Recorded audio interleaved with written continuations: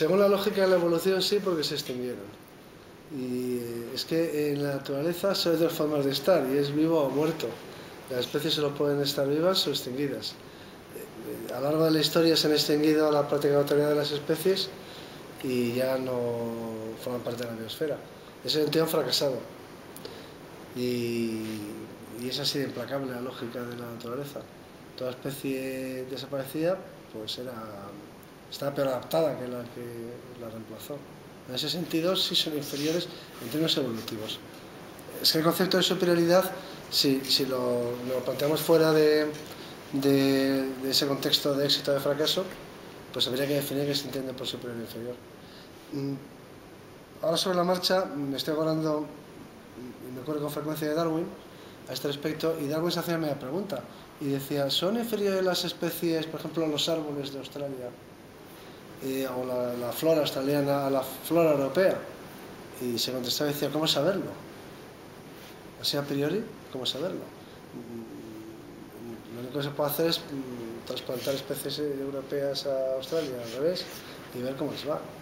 Entonces, en función del resultado, si se extinguen, es que, bueno, por lo menos en el medio en el que han sido trasplantadas, pues no son inferiores a las que había. Los conejos en Australia, pues son superiores, al menos en Australia, a las especies de marsupiales, puesto que han sido introducidos y han tenido mucho éxito. Pero a priori no se puede saber.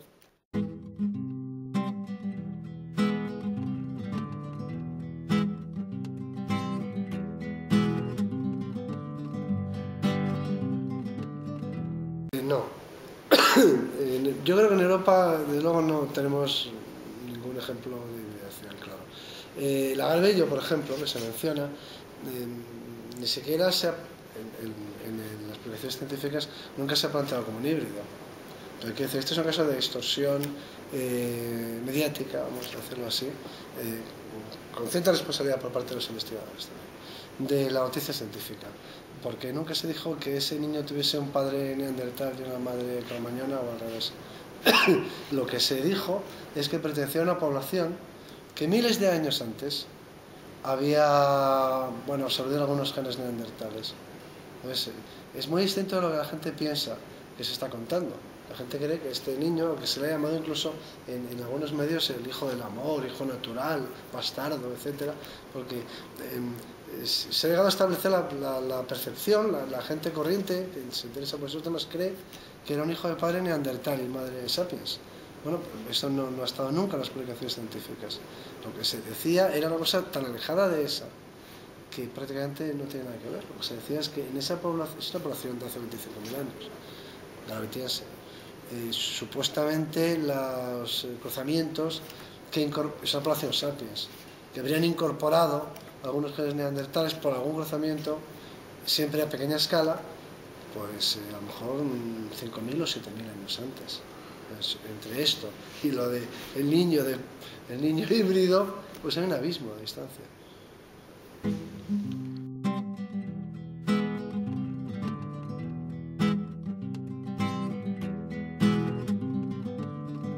Fantástica, es que es una historia insuperable.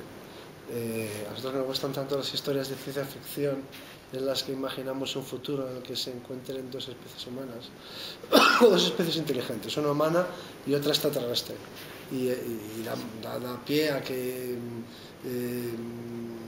pues se desarrollen unas tramas y unos conflictos apasionantes, ¿no?, en todo el mundo de la ciencia ficción, porque es comparar nuestra especie con otra, a fin de cuentas, compararnos con otros iguales, y eso nos hace ver cómo somos nosotros. Pues si eso lo llevamos al pasado y a un hecho real, no a una elucubración o a una ficción, sino a algo que realmente sucedió, pues es que es muy parecido. El encuentro entre dos tipos humanos o humanidades que a todos los efectos habían evolucionado en planetas distintos. A la escala de la época, los neandertales en la parte de Eurasia que ocupaban y nuestros antepasados en África, pues vivían en galaxias diferentes. De pronto se encuentran. Claro, es un choque mucho más fuerte que, por ejemplo, otros choques que se han producido, otros encuentros de la historia como el de los como el de los indios americanos y los castellanos, pues son dos civilizaciones totalmente distintas que de pronto se ponen en contacto y ¿qué pasa? Pues pasan muchas cosas, ¿no? Pues esa es una historia. Aquí hablamos de dos humanidades mucho más distintas. Entonces, claro, tiene todos los ingredientes para que sea una historia fantástica y absorbente y evocadora y que nos llena de preguntas y acerca de nosotros mismos y nuestra forma de ser y otras alternativas humanas, porque los neandertales a fin de cuentas es otra forma de ser humano, es una especie como la nuestra, es la alternativa, nuestro alter ego, otra manera de ser humano. Entonces, no sé, hay pocas obras de ficción en la historia de la literatura que planteen temas tan apasionantes, con tanta profundidad. Y de todas las planteadas acerca de los neandertales, ¿cuál es la que crees que se acerca más a lo que podría haber sido? ¿Por la extinción? ¿Por la extinción? De todas las obras de ficción.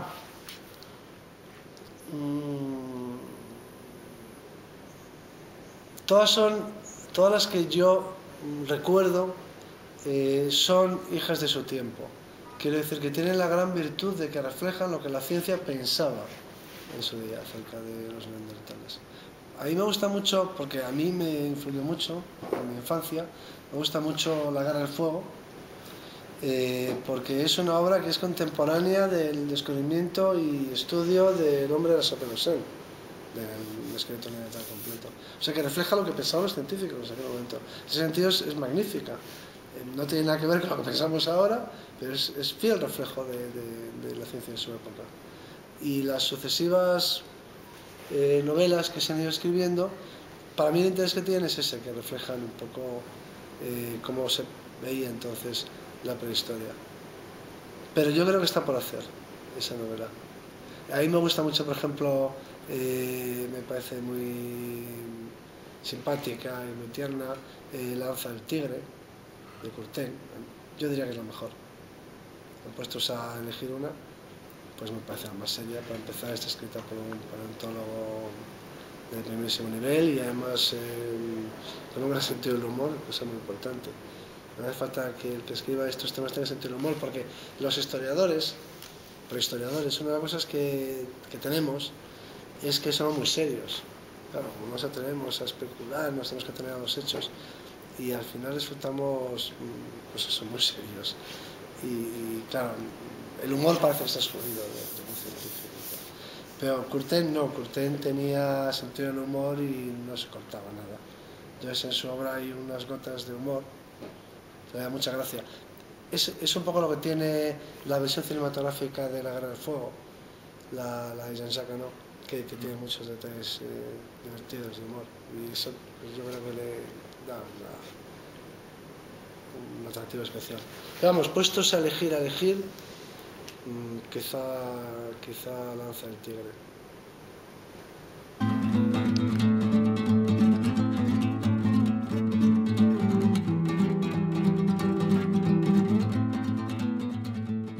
Bueno, ahora eso lo voy a contar, eso es un detalle que voy a desvelar ahora en esta conferencia.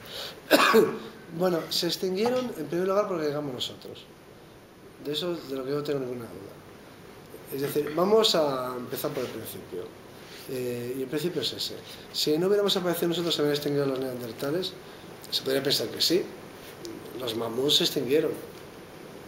Seguramente sin que la presencia humana fuera un factor decisivo. Aunque puede que contribuyese. Pero hay muchas especies que se extinguen.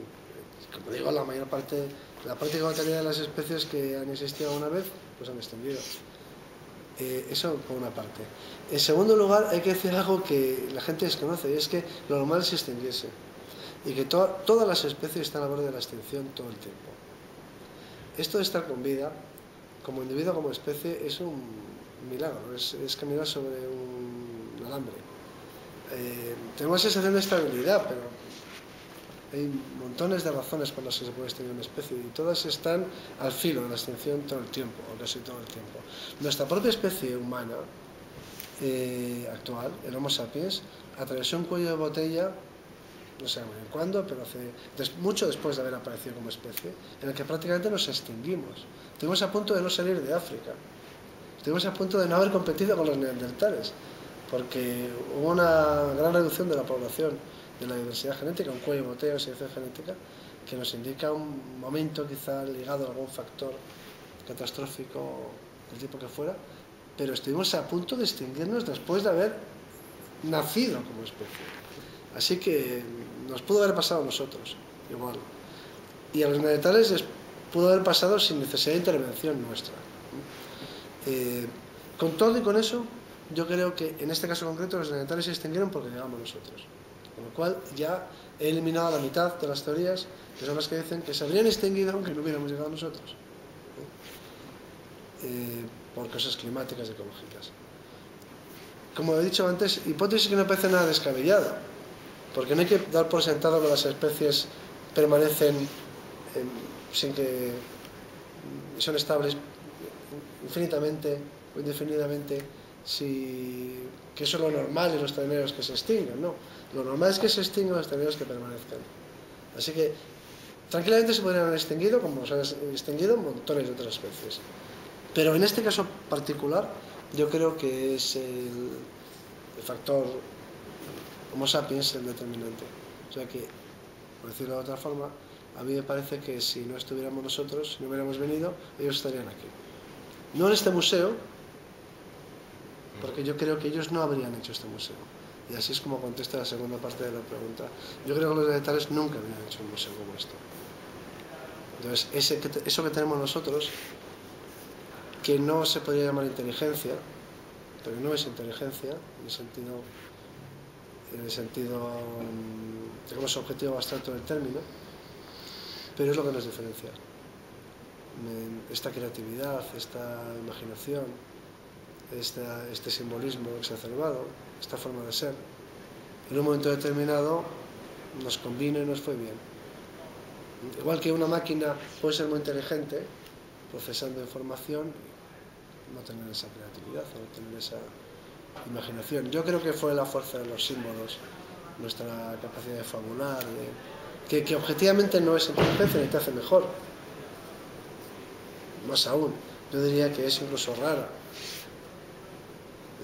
La creación de identidades. Hoy tenemos un partido de fútbol, la gente se desventará apoyando a un club a otro. ¿Es eso inteligente? En el sentido objetivo del término, pues no resuelve ningún problema. No resuelve el teorema de Fermi ni nada, no es lo que se entiende por inteligencia. Es una forma de ser, una naturaleza, una manera de vivir que en determinadas circunstancias pues fue útil y en otras es mortífera, pero todas.